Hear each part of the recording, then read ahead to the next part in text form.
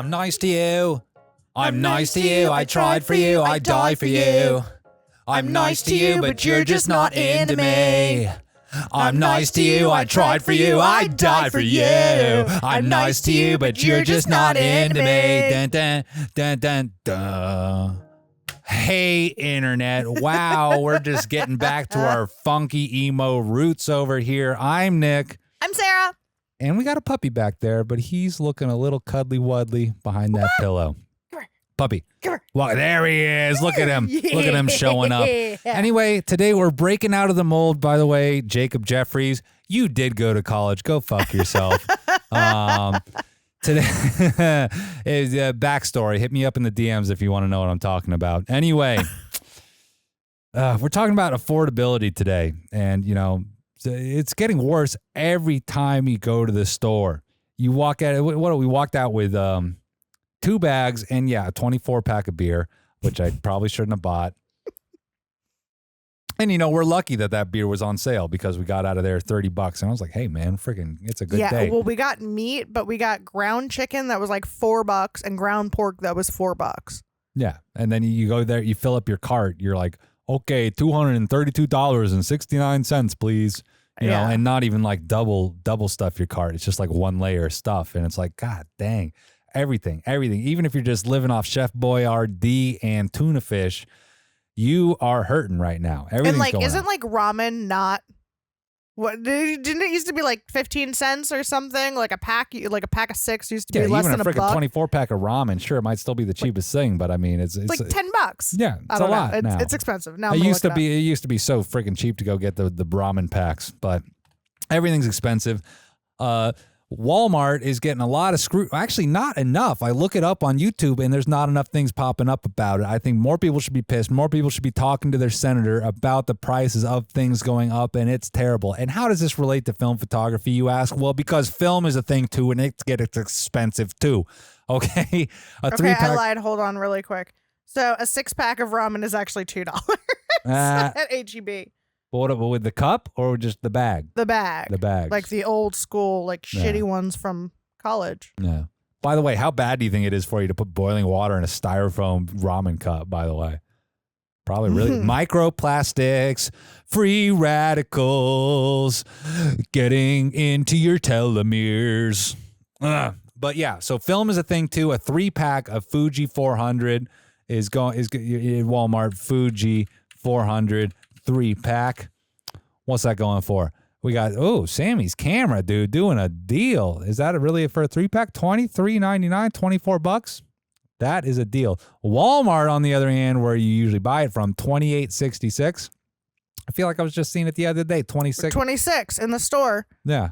But yeah, this isn't the shelf price. I think the shelf price right now is like $26 and change at Walmart. When we started shooting film in 2021, summer of 2021, the shelf price of the 3-pack of FujiFilm was $18 before tax. So that's a little over $6 a roll. And like, you know what? Bada bing, that was pretty good for a color roll of film at a fast speed of 400. And here we go. It's getting closer. Going to be $10 a roll before you know it on the shelves. If they even stock it, you know, they're not going to stop with the Instax, but you know, you can barely find the 400 Fuji on the shelf. So we're talking about affordability, and we picked an expensive hobby, us film photographers. Luckily, I have made a name for myself, and I have 14,000 followers, so I was able to convince Lomography to send me some film. But that's not, you know, not everybody can do that, you know. And honestly, I spent all my savings on film, and it's in my freezer. So I haven't really bought film in forever. And I'm just eating off that supply to shoot film, to do this hobby. I don't get how you normal people do it. You know, if you don't have a YouTube channel with tens of thousands of people watching you, making sure you're shooting this stuff, how do you do it? How do you afford to do it when everything is expensive? Ramen, you can't afford ramen. You can't afford peanut butter. Baby, coffee. You got 2 rolls of free film. Calm down. Well, I've gotten more than that. I've gotten other, you know, whatever. Okay, I'm not saying I'm high and mighty. Shout out to Tony. Thank you so much, Tony Baloney, Anthony's Expired Film. Thank you so much. He's definitely hooked me up with some great film, which I still haven't gotten around to shooting because I got so much. Money Shot Photo has sent me stuff. the Dunn's Factory. I've got a lot of people have sent me stuff, and I really appreciate it. And I'll shout you out whenever I get around to it. Cat Labs has sent me stuff.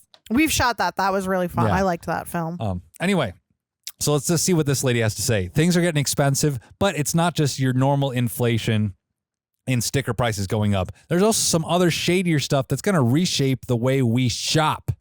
Okay, and this is just the start of it.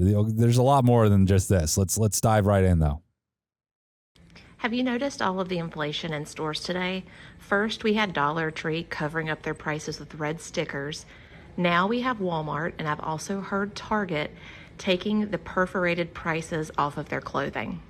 Today, while I was in Walmart, I went through the women's and the men's clothing sections, and I found so many perforated price tags removed.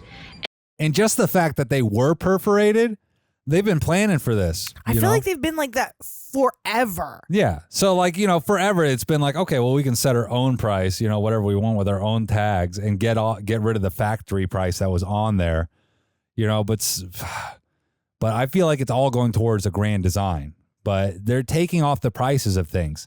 And now, I don't know if you guys have heard about the personalized pricing on Amazon. Have you ever seen like dynamic pricing? Dynamic pricing. Like Sarah will look up a product. She doesn't have Prime. The Amazon Prime's in my name, which I probably shouldn't be paying for because things will be cheaper for the Primeless.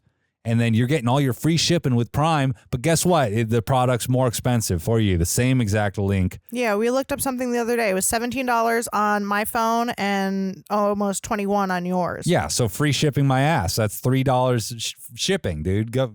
So that's how they do it, man. And now they're trying to do that in retail stores. They're trying to get rid of all the price tags. A lot of fancier Walmarts, I guess, are putting up digital price tags that fluctuate during the day. So it's like you're walking into the New York Stock Exchange to go look at Cafe Bustelo to go get yourself a gallon of milk, and you don't know, like, okay, you better wait for them to short milk before you go in and on your dairy run.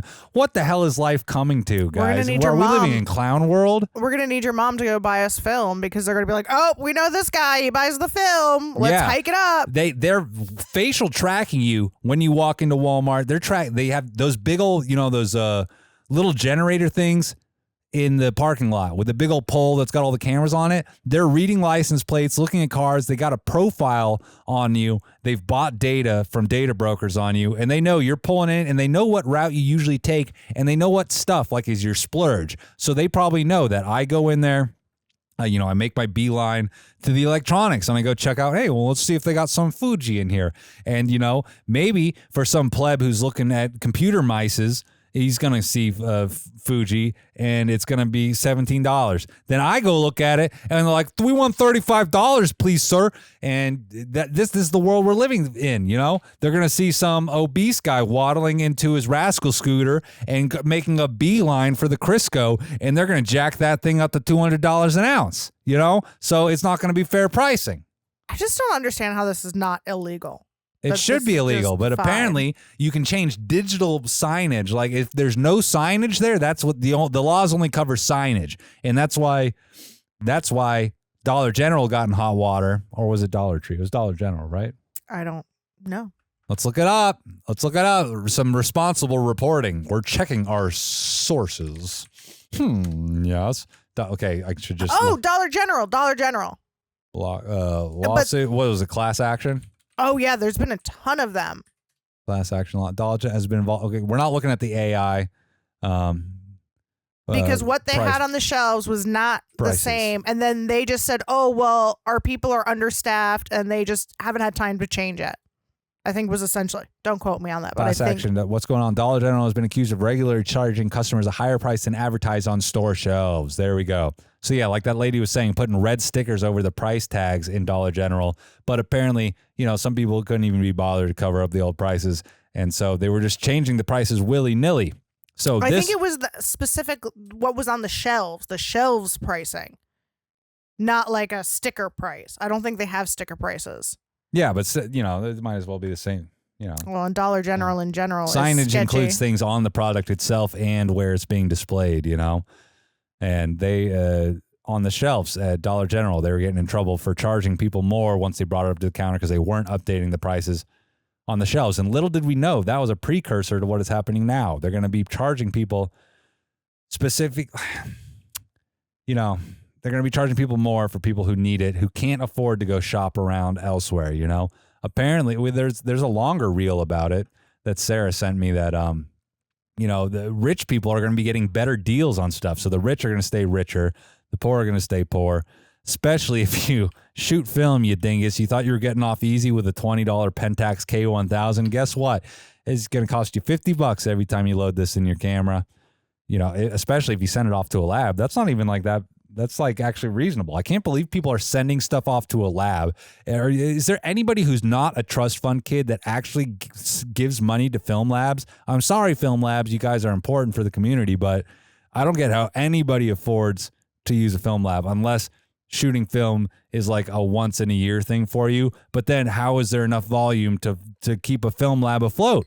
I don't get how this hobby is still continuing. I appreciate it. I love it. I'm glad you guys like watching me do it, but unless you're a scrappy hobbyist DIY guy like me, then I don't know how you're keeping afloat at this point. Stuff's expensive, guys.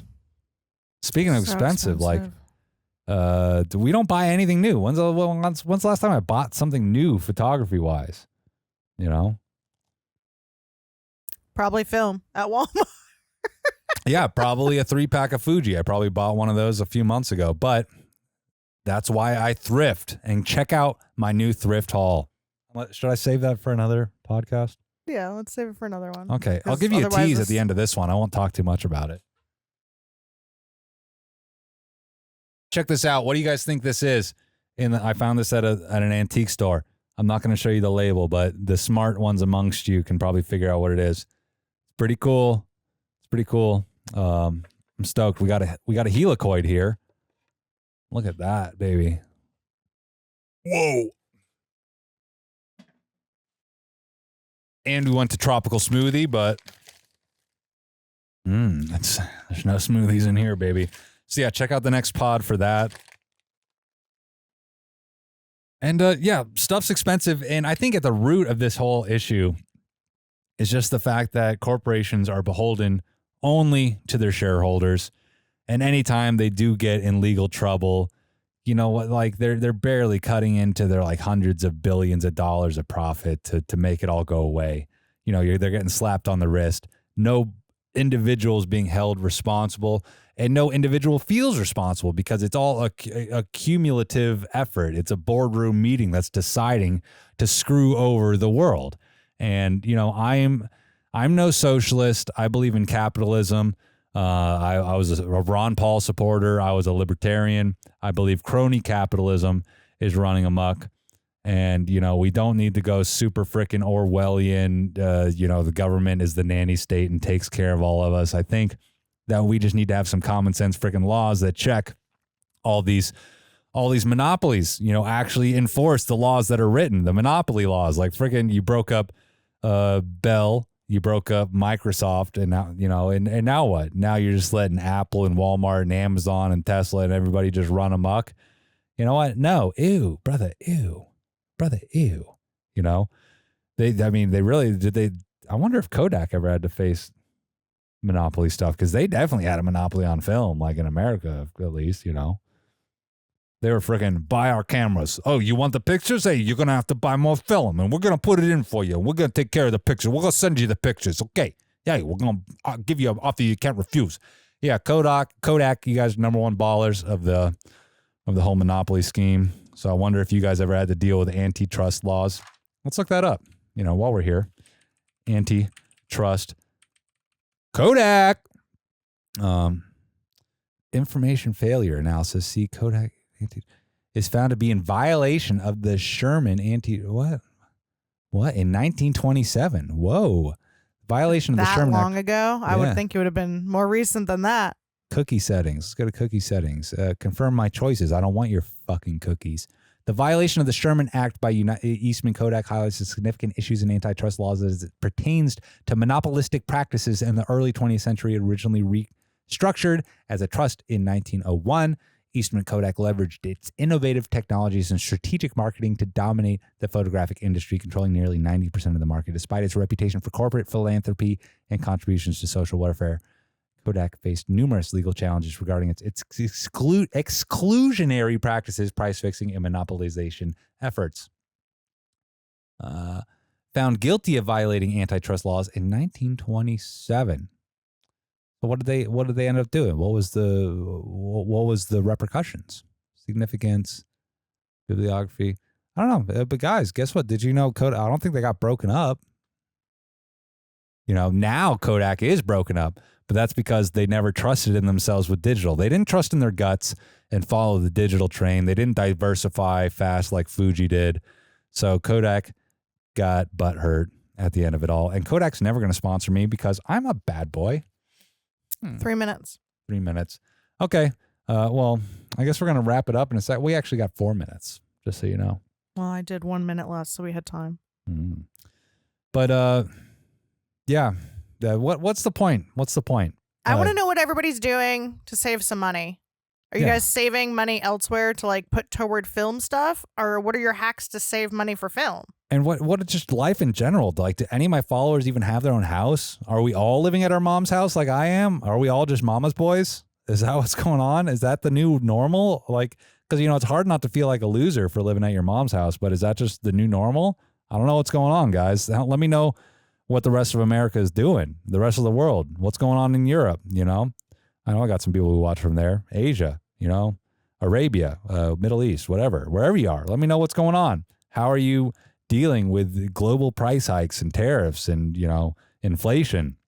And how are you affording to keep shooting the thing that we all love, film, analog photography, I would love to know what people say. And then I would love to have a follow-up about if people are shooting more digital or film, like, are you guys creating anything new? Or are there like any new innovations from your restrictions?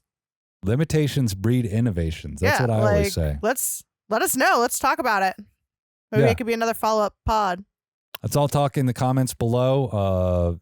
I respond to comments as long as you don't sound like an NPC or a jerk.